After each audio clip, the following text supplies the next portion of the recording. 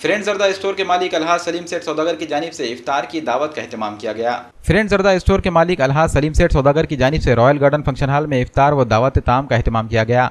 यौम शहादत हज़रत अली मुर्तज़ा करमुल्लाह वजह की मुनासिबत से इस इफ्तार व ताम का एहतमाम किया गया।